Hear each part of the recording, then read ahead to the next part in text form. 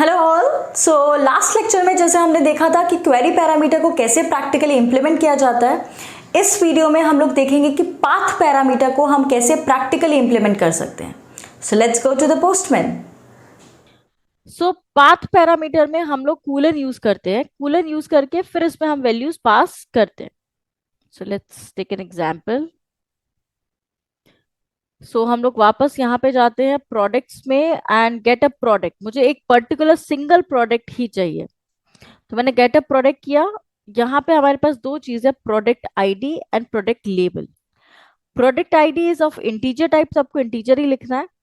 और इसका टाइप क्या है? पाथ, मतलब it is a path parameter. फिर प्रोडक्ट लेबल का पाथ क्या है? Query parameter. It is required, yes, आपको कंपल्सरी प्रोडक्ट आईडी लिखनी ही है।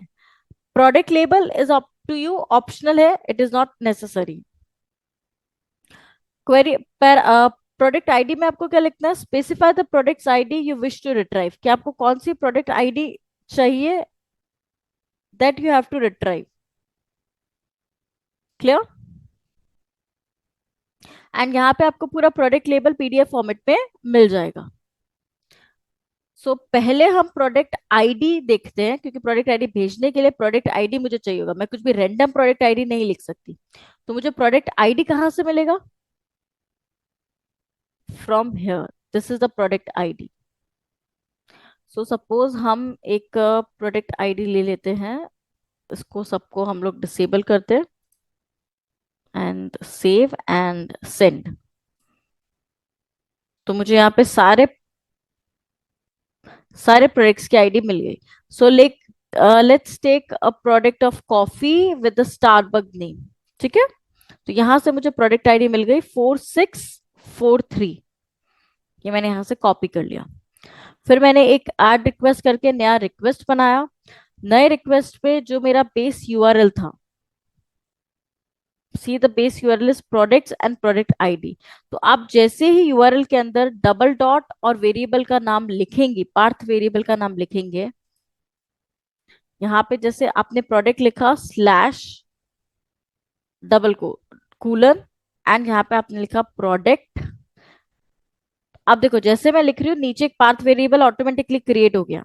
ठीक है, प्रोडक्ट आईडी। तो जैसे मैंने यहाँ पे दो डॉट कूलर लगाकर वेरिएबल का नाम लिखा, अपने आप पाथ वेरिएबल क्रिएट हो गया। अब यहाँ पे आप उसकी वैल्यू दे दो। तो यहाँ पे हम ये जो वैल्यू दे रहे हैं वो आपका यूआरएल का ही पाथ बन जाता है, वो अलग से एज अ वैल्यू नहीं जा रहा है। This will become a URL itself. It is not a part of URL, it is URL itself. Clear? तो यहाँ पे हमने उसकी वैल्यू पास कर दी। So let's save and run. तो जैसे ही मैंने सेंड किया, C200 आ गया, स्टारबक्स कॉफी वेराइटी, यहाँ पे पूरा मुझे डिटेल मिल गया प्रोडक्ट का।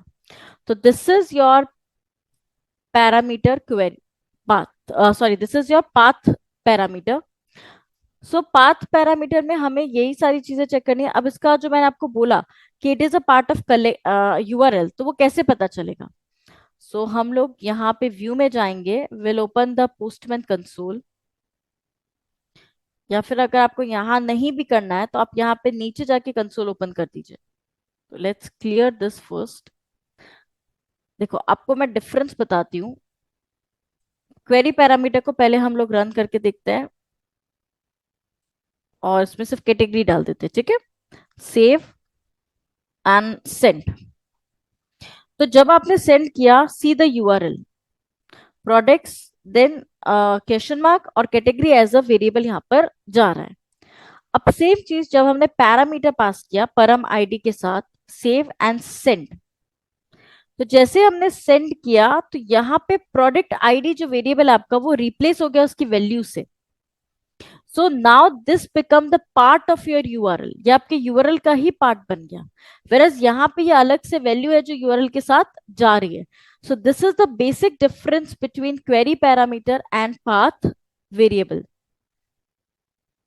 अब यहाँ पे अगर आपने एक बार करेक्ट आईडी डाला, let's make it incorrect ID, तो मैंने यहाँ पे 09 करके लिख दिया। ठीक है, let's save and save and overwrite and let's run.